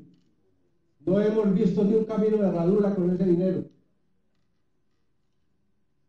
Pero los órganos de control estamos muy debilitados. ¿Ustedes creen que lo que pasó en la S Salud Pereira son 300 millones de pesos que encontró la Contraloría Municipal de Pereira? Pero es que yo tengo un arquitecto revisándome la salud de Pereira. y un ingeniero civil. Ustedes piensan que lo que pasó en Aguas y Aguas fueron 1.300 millones de pesos, pero a veces no siento voces de respaldo de todas las instituciones que lo pueden rodear a uno. Tengo el análisis de la Universidad Externada de Colombia en el posgrado de Derecho Comercial, donde hay una nulidad del proceso de capitalización de la empresa de energía. Pero yo pongo un abogado de los que puedo pagar de 2 millones de pesos y ellos me ponen uno de 30 millones de pesos al mes. Así es imposible. La debilidad que le han pegado los órganos de control.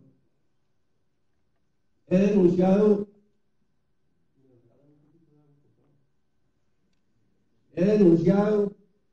un día antes de entregar la administración, entregan los parqueaderos de todos los peregrinos, 498 parqueaderos.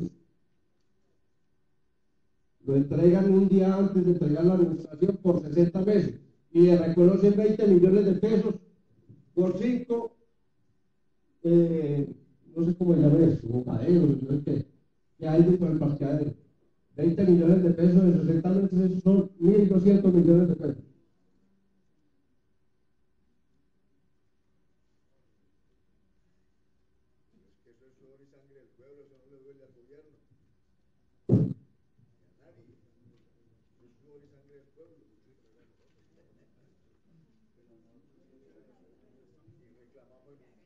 Yo lo que hago un llamado acá es que confíen más en el órgano de control que hay en estos momentos de la ciudad.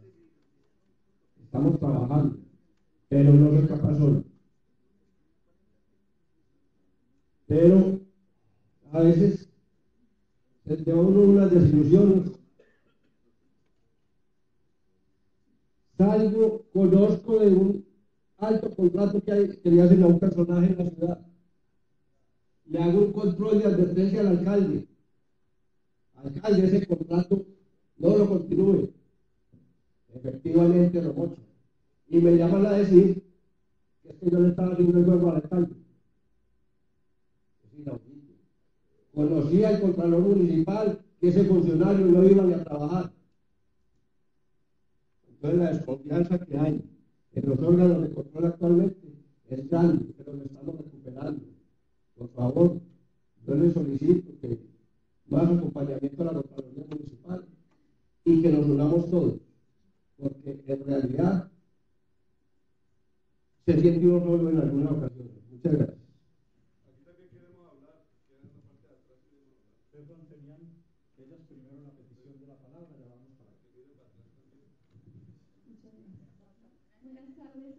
La pregunta concreta es, ¿ustedes han tenido alguna vez amenaza de muerte por este trabajo que hacen? Si no la han tenido, ¿cómo la han evitado? Y si la han tenido, ¿cómo lo manejaron?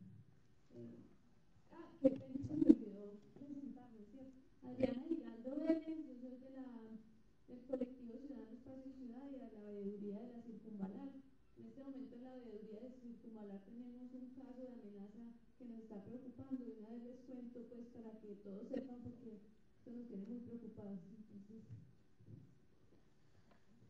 Mira, gracias a Dios no tuvimos nunca, pero ahí donde colocamos que los órganos de control, principalmente a nivel de gobierno, de la gobernanza y nacional, que tenemos que tener una alianza con el nivel municipal. Vamos a trabajar en conjunto. Y muchos problemas serán problemas para los dos lados, entonces vamos a sumar fuerza para resolverlos. Ahora, a nivel de gobernanza, entonces la justicia, no sé si acá tenemos en Brasil, tenemos la estadual y la federal. Entonces los jueces hacen parte. La central de recaudación, tanto de impuestos estaduales y federales. La propia Contraloría General de la Unión, los tribunales de cuentas del Estado, de Paraná y de la Unión. Nosotros, antes de empezar el trabajo, fue presentado esa metodología y constantemente estamos en contacto con ellos. Entonces, muchas veces, informalmente, ellos ya saben lo que nosotros estamos investigando, sin hacer una denuncia formal. Entonces, ya tuvimos casos que si yo o alguno de los auditores muriese atropelado en un final de semana sin tener nada a ver con la historia, habría 3, 4 personas que serían llamadas a depor como sospechosos. Pero yo creo que no hubo un poco en virtud de esa situación. Inclusive ahora en la última prestación de cuentas que hubo, que hacemos a presentaciones a cada 6 meses de procesos que ya fueron solucionados. Entonces mostramos lo que el observatorio levantó, cuál fue la solución encontrada por la alcaldía y cuál fue el resultado final. Entonces, en cuanto no se llega a toda esa etapa, nosotros no divulgamos nada, até para tener esa confianza también por parte de la alcaldía que a gente tenga para que tengamos esa relación armoniosa. Ya hubo casos que precisamos hacer una denuncia porque la alcaldía no resolvía.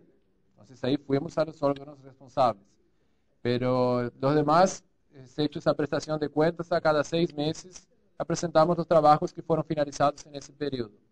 Y en la última hora, a menos de 2 meses atrás, la presión fue grande para que no se divulguen los resultados que iríamos a divulgar. Pero no llegó a amenazas, pero pasó cerca. ¿Sí?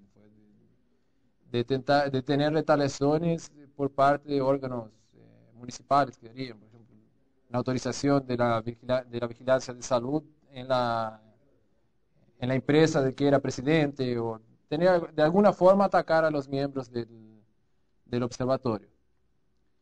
Fuera eso, no, gracias a Dios no tuvimos problemas mayores. Pero reconozco que a veces somos un poquito locos de encarar las cosas como las encaramos.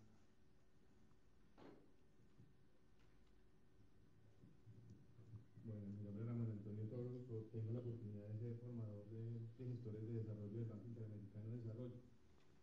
Quisiera conocer si han profundizado ya en tener indicadores de mejoría de los servicios públicos. Yo veo que tienen el ahorro que hacen como cuantificado, pero no sé si han aterrizado hasta cada uno de los servicios públicos con indicadores. Mira, en Maringá fue una de las fallas que de cierta forma tuvimos, porque cuando iniciamos no tenemos el diagnóstico inicial para saber los aumentos que hubo, las variaciones. No me acuerdo ahora de cabeza qué ciudades, pero tenemos, si no me engano, son 3 ciudades que están siendo estudiadas con observatorios que iniciaron. Nosotros estamos dando ese soporte con ayuda también de algunas universidades para hacer ese acompañamiento. Pero en el momento desconozco si ya salió algún resultado parcial. Pero hay cosa de un año que se viene estudiando eso. En el fondo. Perdón, es que el señor va a cerrar las intervenciones.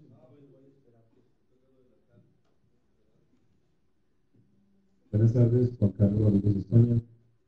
La pregunta es muy simple. ¿Este proceso del observatorio ha generado un cambio estructural en la composición política de Maringá?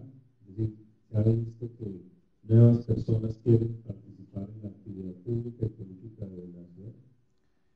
Mira, ya pasamos por 2 elecciones municipales. En las 2, la Cámara de Concejales, que allá funciona como un poder legislativo municipal, tuvieron renovación en una 60%, la otra más del 60%. La primera que cambió fue 60% y fue una decepción muy grande después, porque cambiaron los nombres, pero no cambiaron las actitudes.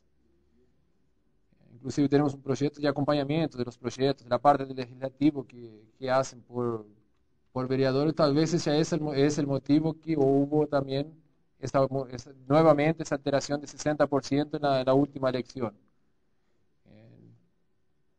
Fuera eso, a nivel de alcaldía no hubo alteración. Cuando comenzamos había un alcalde, fue el primer alcalde reelecto, porque de hecho hizo una buena gestión, fue el único alcalde reelecto de Maringá, en la historia de Maringá. Y después de eso ahora está el que era vicealcalde que asumió la prefectura. El grupo político continúa el mismo. Pero más de que en la parte política se percibe fácilmente una alteración en la conciencia política de la sociedad, una conciencia mayor de cobranza contra la alcaldía.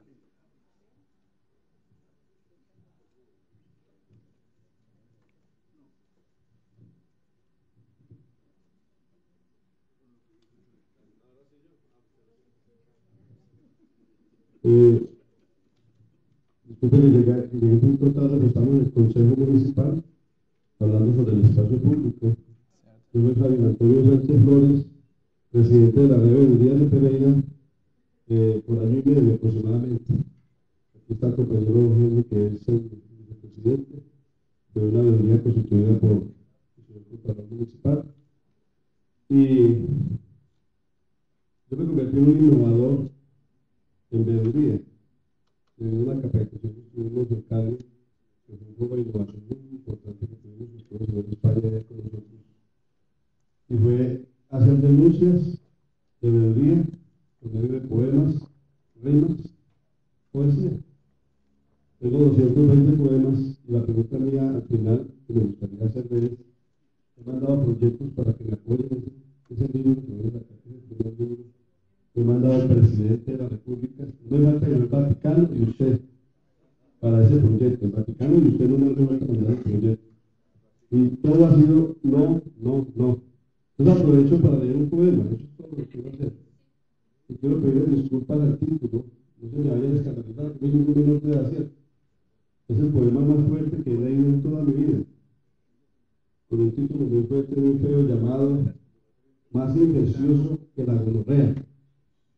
Dice así: quizá le parezca fuerte o vulgar esa palabra, sé que arde, o que suena como un insulto, peor que mentar la madre, pero la definición de gonorrea es la misma que pleurorragia o infección causada por gonococo, enfermedad muy contagiosa y que nadie en sus cabales quisiera tener.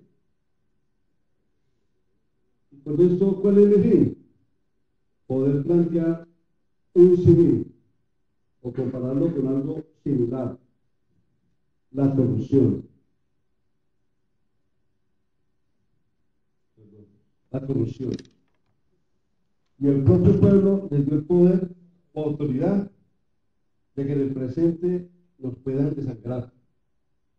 Se pase más rápido que la propia gonorrea y hace que esta ciudad se vea fea. Persiguen al ratero y le dan palizas, meten al ladrón a la 40. La 40 es la cárcel de Pereira. Pero del multimillonario corrupto ni se dan cuenta.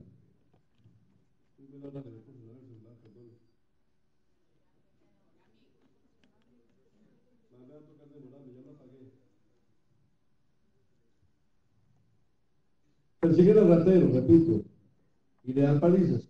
Meten al ladrón a la 40, pero el multimillonario corrupto ni se dan cuenta. Pero este poema es viejo, dice así: llora Andrés Felipe Arias, a quien le decían Uribito, en su mansión de cárcel, que ahora tiene, porque hasta el momento lo detiene. Samuel Moreno, Los Nules, Hipólito el de aquí de Pereira, que maneja desplazados, y otros miles que están investigados, más infecciosa que una gonorrea, y el pueblo traga entero, aunque mire, observe y vea. Muchas gracias.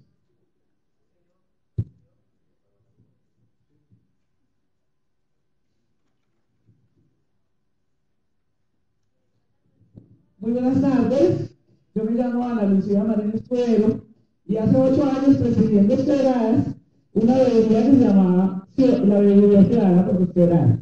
En ese año nosotros fuimos la veeduría más exitosa de Colombia cuando logramos en un año destituir dos alcaldes de los Quebradas, el señor Carlos Alberto Cano y la señora Claudia Patricia Mestizado.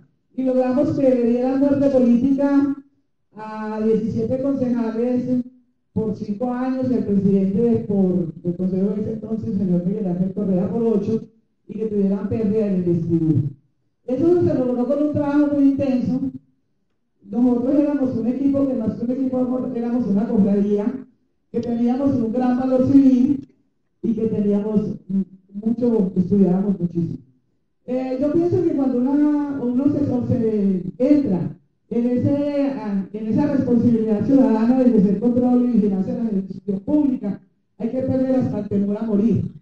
Porque nosotros que somos una sociedad timorata, pues entonces decimos, no, es que, y que no tenemos fe, decimos, no, pero yo no me voy a meter en eso. Siempre me dicen que no, sí, siempre no. Y si me meto, me matan.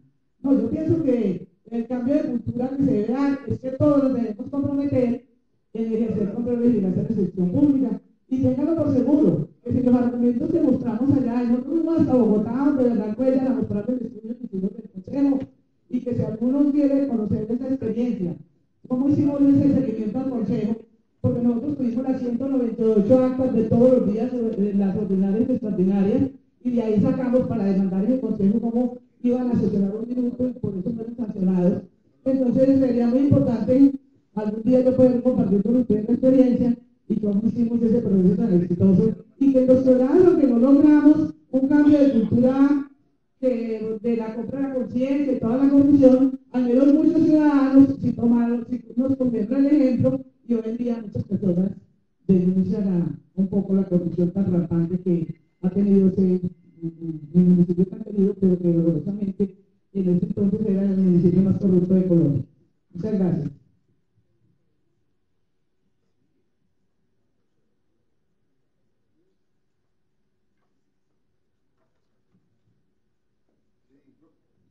Buenas tardes.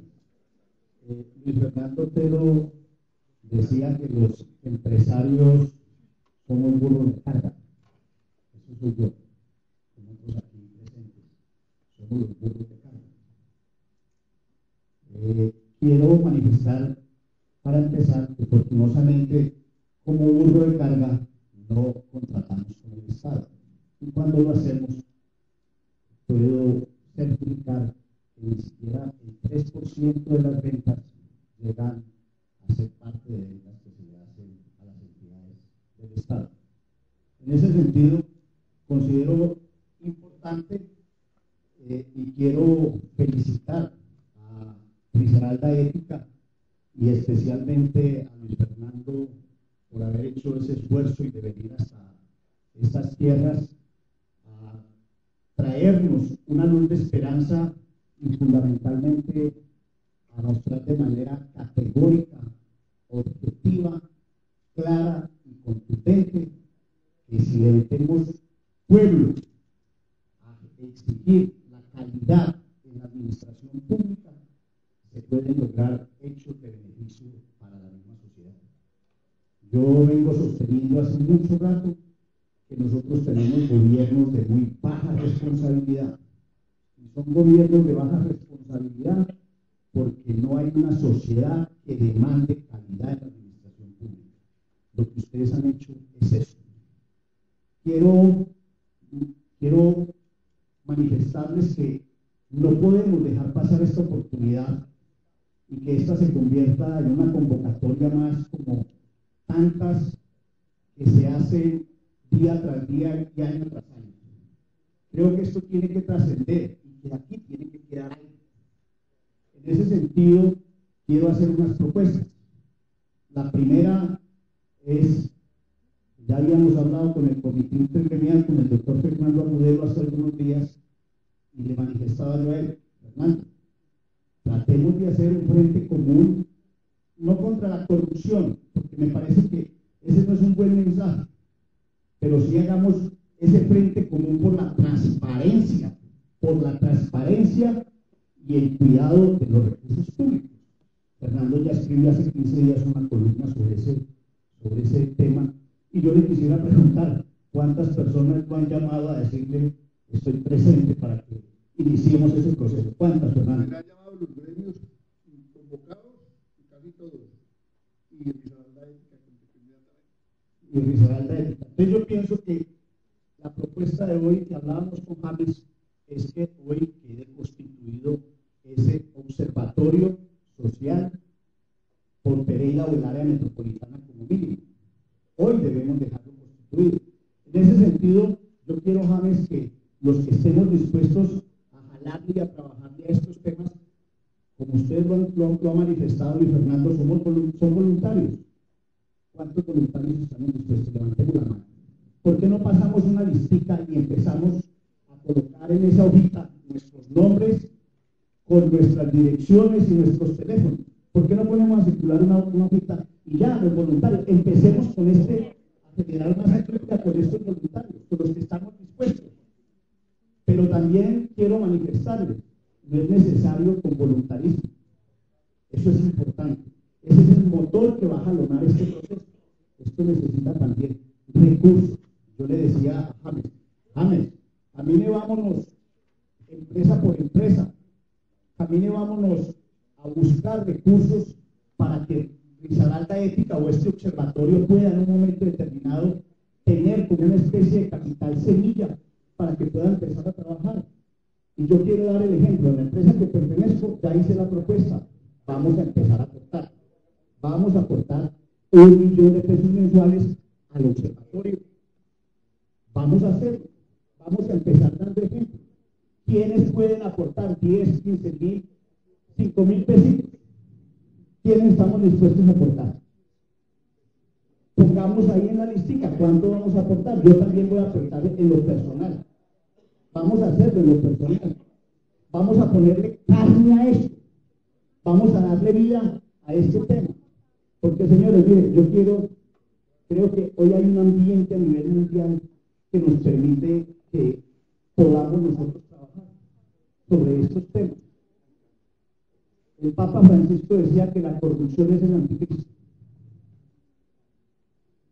Y yo digo que es el anticristo porque ella representa el mal en una de sus más detestables formas. Y quiero leerles aquí, termino ahí, una entrevista que le hicieron a una persona hace ya unos 2 años. Y no es propiamente Iván Márquez el que está negociando en La Habana. No es Gustavo Petro el que hace estas afirmaciones. Dice, casi 4 billones de pesos solo en sobornos por contratos al año. Y oiga eso. Eso es muy grave en cualquier sociedad, pero en la nuestra es una catástrofe. Con 3.9 billones de pesos se podrán hacer 2.000 alcantarillados y 1.800 acueductos. Se pagará la educación de 325.000 niños. Se podrá beneficiar 345 familias con un subsidio de vivienda individual de 11.5 millones de pesos cada uno. La cifra de sobornos equivale a un año de inversión extranjera directa, que en el 2007 fue de 3.7 millones de pesos. La corrupción vulnera los derechos y limita el desarrollo. Esto fue hace 2 años. ¿Sabe quién lo dice? El señor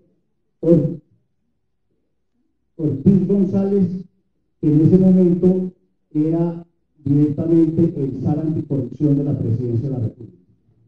Es el propio gobierno. Y hace muy poco,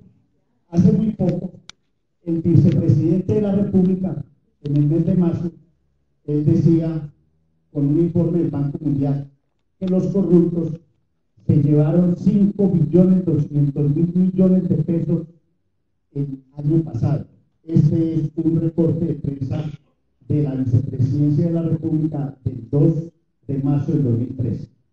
Y Luis Noel Ochoa, un columnista del periódico El Tiempo, el 25 de mayo, ya todavía está calientico, decía que el promedio del soborno en Colombia es del 19% sobre el valor de los contratos. ¿Y a qué nos están llevando esos señores? Que da lástima. Mire, en la pasada campaña electoral, un señor de la costa atlántica colocó una valla que decía, con Borja no habrá serrucho, y si hay, no es mucho. Hasta allá estamos llegando. Y si nosotros no despertamos, no ejercemos control a los funcionarios públicos, esto se va a volver algo común. Y por eso es que, como decía Luis Fernando, se llevan la plata y nosotros seguimos de ciegos. Se llevan la plata y nosotros seguimos de ciegos. Tenemos que despertar, ese es el llamado, y no podemos despertar si no salimos, vuelvo y repito, con una propuesta concreta de aquí. Amigos, a trabajar. Vamos a meterle pueblo al control fiscal y control social, desde luego. Muchas gracias. Vamos a hacer un cambio en la metodología propuesta por el doctor Roberto y la niña va a pasar de puesto en puesto para llenar con la misma letra los datos, que es nombre, dirección electrónica y teléfono. James, ya hay otra lista, creo que va pasando ya. Apuntamos entonces para que Po- eso, por favor, que Pongan el teléfono por lo menos que se entienda. De ahí si no entienden alguna letra, llaman y...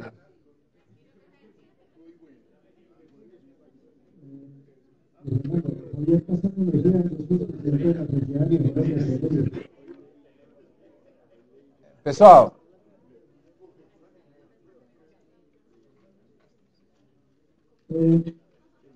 para hacer como varias Javier, precisiones. un poquito.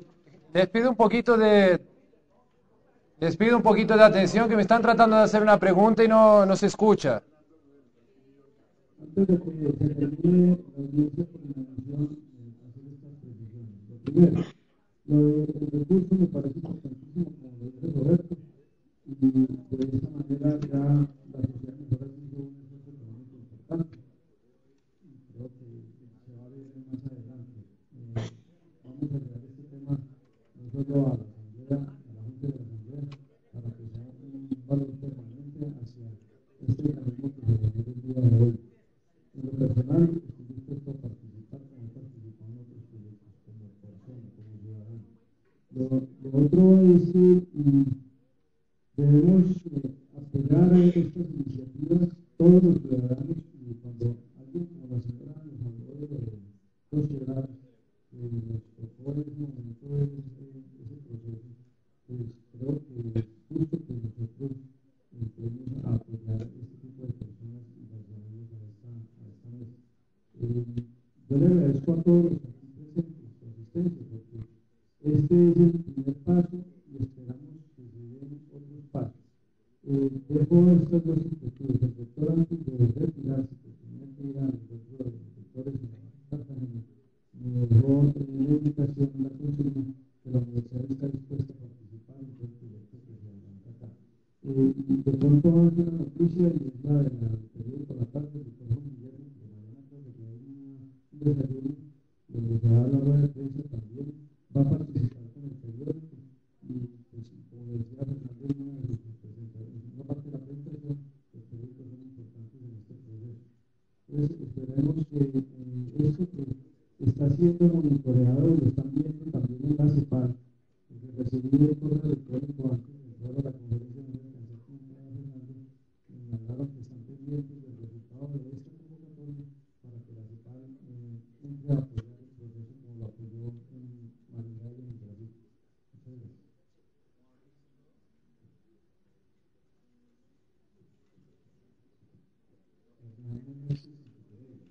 Una pregunta para el profesor Otero.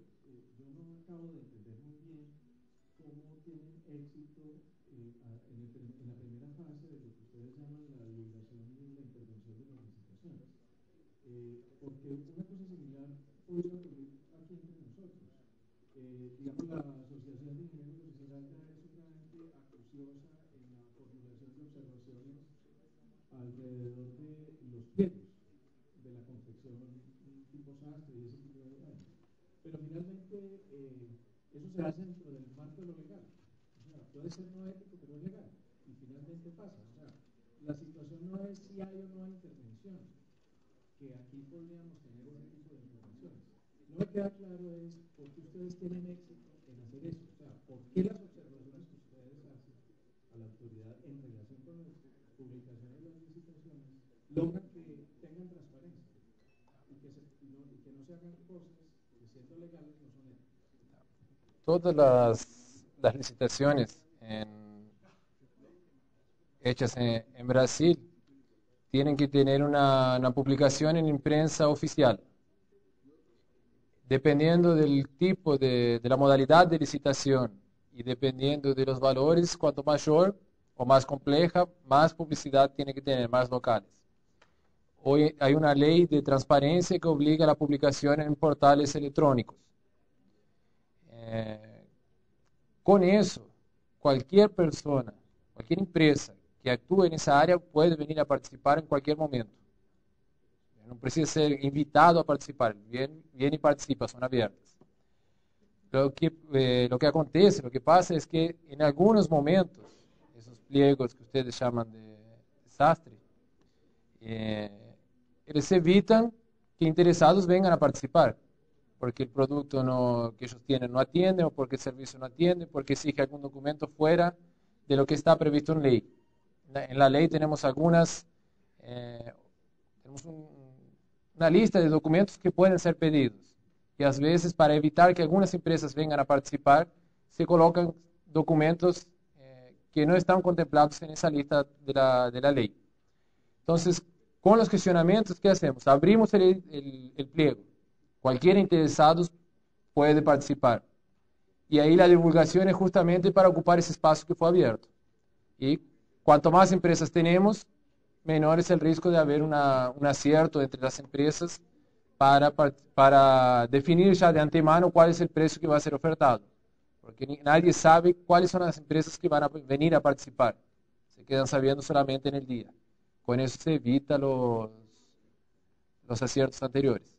Esa que es la ventaja. Fuera de eso, hay una metodología todo que está conversado. En cuanto ustedes ya adelanten ese proceso de la creación del observatorio, nosotros volveremos para pasar esa capacitación más detallada de la metodología. Por eso que hoy fue simplemente explanado lo que sería. Mas básicamente es eso. Nosotros queremos que el edital sea abierto, transparente, que sea divulgado para el mayor número de empresas posibles, y ahí la participación de las empresas simplemente hace el resto.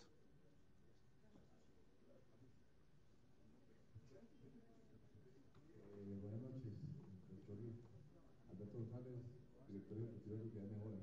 Viendo el mapa de Brasil, ¿por qué estas organizaciones están ubicadas como hacia el sur y no hacia el norte en los años que ustedes están trabajando? ¿Me queda esa inquietud? Porque, primero, culturalmente, el norte de Brasil tiene los caudillismos de Brasil. Las familias que son caudillas en la política, la gran mayoría son en la región norte y nordeste del país. En la región sur es donde hubo, durante la colonización, una mezcla mayor de personas, japoneses, alemanes, italianos, españoles y africanos. Entonces, esa mezcla también hizo la sociedad con algunas características distintas también.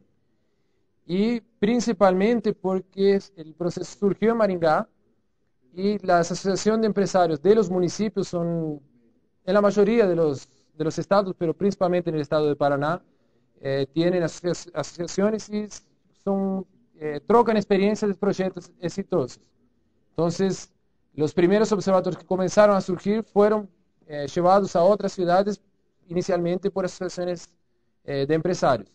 Ellos movilizaron a la sociedad en cada ciudad y acabaron saliendo. Por la proximidad con Maringá,